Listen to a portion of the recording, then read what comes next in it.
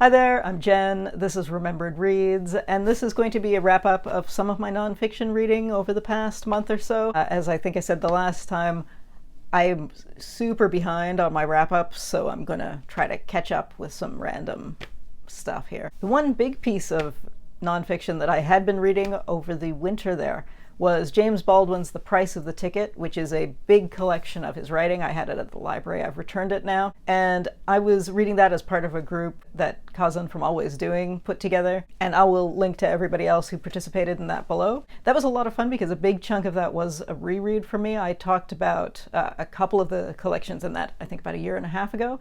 And revisiting them was interesting because in this book they appear as the midsection, and this collection is chronological.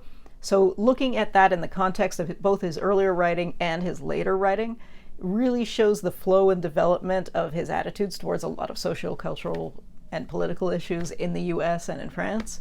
So just a top-notch reading experience. And I think if you have read his work bits and pieces on their own, I think it's well worth reading this stuff, or if you've only read his fiction, definitely well worth picking up. Brick of a book though, really huge. Because I've talked about some of that before, I'm not going to get into depth here, but I felt like I had to mention that because it deserves being recommended. In a completely different direction, I listened to the audio version of Lisa Genova's Remember, The Science of Memory and the Art of Forgetting. She is famously, I guess on BookTube, the author of Still Alice, the novel about a woman with early onset Alzheimer's. But Genova is a neuroscientist in her real life.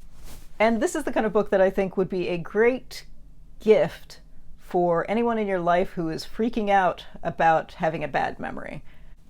From the introduction, you do get the impression that Genova wrote this because after she wrote Still Alice, people would come to her and say, "Oh no, do I have dementia?" And she would say, "No, you're just rushing through life and not paying attention. If you don't pay attention, you will not remember things." Because that is the message that she keeps coming back to.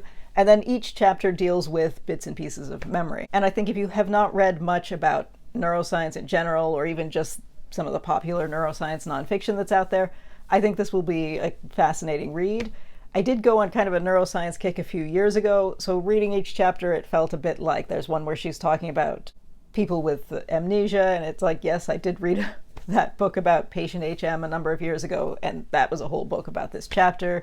She talks about memory palaces as a way of remembering things, and if you've read Moonwalking with Einstein, you've read a whole book about that chapter. So depending on your familiarity with that kind of thing, this may be really interesting or just kind of old hat, but definitely this is the kind of book that if you meet someone who thinks they're losing their memory and is just kind of busy, maybe give them this book, because I think that is definitely the target market for it. The audio version is read by the author, and it was about 5 hours long, which is the time I was looking to fill, so it worked for that. But yeah, it wasn't a book I would have picked up otherwise, but it does what it's supposed to do. I'm just not particularly the target market, which is fine. Another book I was not disappointed with, but that turned out to be stuff I had read before, even more so, as I picked up Robin Wall Kimmerer's The Democracy of Species, which is one of the little Penguin Great Ideas books, and it turns out that that is exclusively excerpts from Braiding Sweetgrass, which I actually enjoyed reading because I was reading that in the physical form. I don't know where I put the book, or I'd hold it up. And I did listen to the audio version of Braiding Sweetgrass, which even at the time I wish I hadn't, because I don't think I absorbed as much as I would have if I'd been reading it. But yeah, I had anticipated it to be some other essays with maybe selections from that, but it was entirely stuff I had consumed before. So if you haven't read Braiding Sweetgrass and you think it's too long and you don't have time for that, The Democracy of Species is a great taste of that. But it was kind of disappointing to have been sitting outside thinking, I have this small book that I'm going to read in this time I'm spending in the park, and it was something I'd read before. But well, that is life. Next up, we'll jump back to audiobooks again. I listened to the audio version of Elie Wiesel's Night, which is the famous Holocaust memoir, which was translated from the French version by the author's wife. What is interesting about this is that this book is under 150 pages in print. The audio version was only 4 hours, but the French version that this is translated from was not actually the original version of the book. This memoir was originally written in Yiddish and was 800 pages long. And there are apparently a lot of differences, especially tonally, just aside from the huge page count difference. So that's kind of an interesting thing to be thinking about in the background. The other issue that I had with this book is that it also includes Wiesel's Nobel Prize speech. And it gets into politics that are uncomfortable and aren't connected to, and that kind of shaded my experience of the memoir. Because this memoir, regardless of the fact that it's stripped down from the original version, is very compelling and is, I think, pretty fantastically written.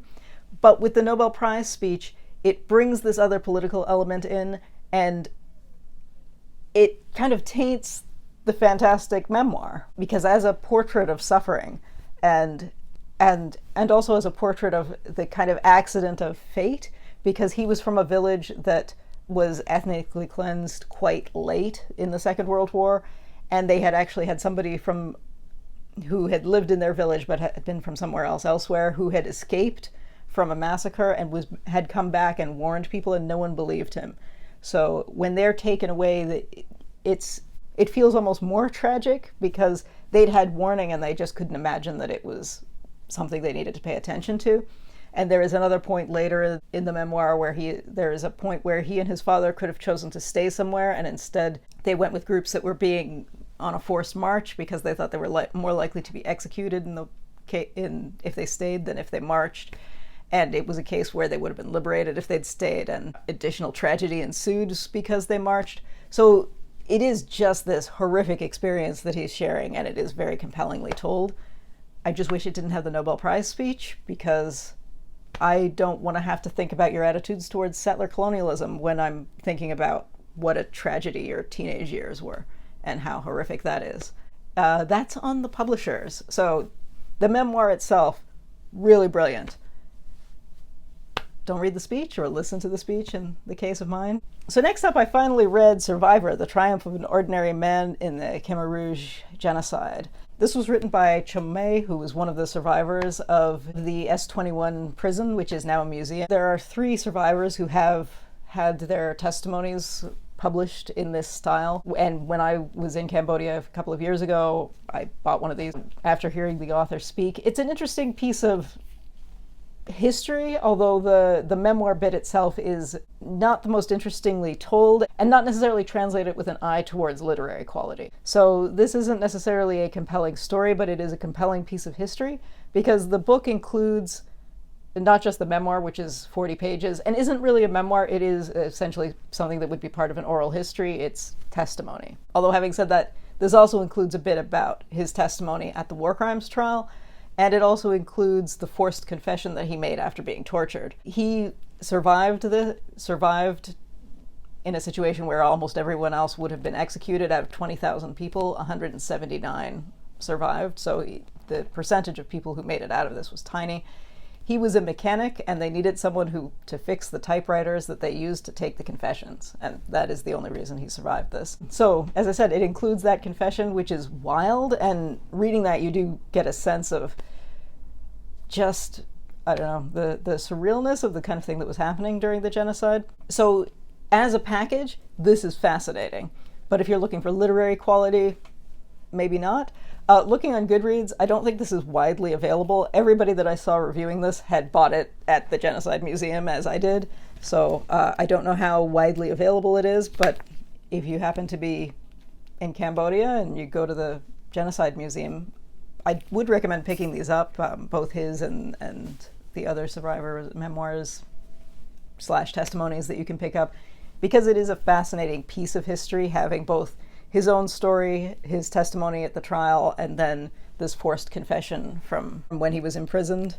This also has a huge reference section, so if you're looking for additional books or documentaries, there's great stuff in there. But yeah, fantastic stuff for the historical context as literature. You know, maybe not, but that's not what everything is for, and that's clearly not what that's like. That's a document on history. It's not meant to be great literature, right? And finally, we have a book that was on theme for a whole pile of readathons that were happening. Springathon was happening, and this is about hiking. There was a Southwest Asia and North Africa readathon happening on Instagram that this would fit in with. There was the Asian readathon, which this would fit in with. So all the readathons. Well, I mean, obviously this would fit the Asian readathon too. Yeah, what am I saying? This is Raja Shehadeh's Palestinian Walks. He is a international human rights lawyer, and I think he's in his 80s now, so he has lived through some interesting things. And this is at its core, a hiking memoir, as any hiking memoir would be. You're watching the environment change over years. And a lot of memoirs of that kind of thing, of people walking and hiking, have a kind of implicit political messaging, because you do see environmental damage, and you see the shifting, there are a lot of things about class and corporate greed often, because of, are they building condos, are they building dams? But because this is Palestine and because it is an occupied country, when he talks about Notes on a Vanishing Landscape, it is much more explicitly political, because he will be going through something that was a hiking trail earlier, and there is a settlement there now. Or he'll be going through what used to be just a nice cliff that you could scale up, and there will be military maneuvers happening on the side of the cliff. There are a bunch of cases where he's meeting militia or military, and they're telling him he can't hike in this place that he'd hiked 5 years ago, 10 years ago. There are cases where he and his wife and their friends are being shot at when they're just trying to walk on the trail. And it's fascinating for that, because it is still fundamentally, like any hiking memoir, a story about here is this hike and here is this hike. But the setting means that it is so much more than that, and just really top-notch stuff. And he also has a very nuanced take on things, because he will often talk to people who are much more idealistic than he is, or much more cynical than he is, and because of his legal experiences, he will often be looking at situations and be aware of how there is a lot going on in the background that people don't necessarily notice, because they have only heard one thing or another. Or like, there's one point where he is being stopped by Israeli soldiers, and one of them is making some comment about, you have 27 countries. And it means that he has never thought of Palestinians as their own people. He just thinks of them as Arabs, which is wild, right? Like, would you say that the Czech Republic shouldn't exist because there are other countries for Slavs, right? But it's because people have been so lied to. And so he has both a fascinating perspective as a lawyer and as a hiker. And having that combination in this particular spot is just a fantastic portrait. And he has a follow-up, he has another book that is on a similar theme, just more recent, because this was published almost 15 years ago. And so I'm curious to pick that up now. I have it, and we'll see how that goes. Anyway, so that's what I've been reading lately. If you've read any of these, I'd love to hear what you thought. And yeah, that's it for now. Ciao.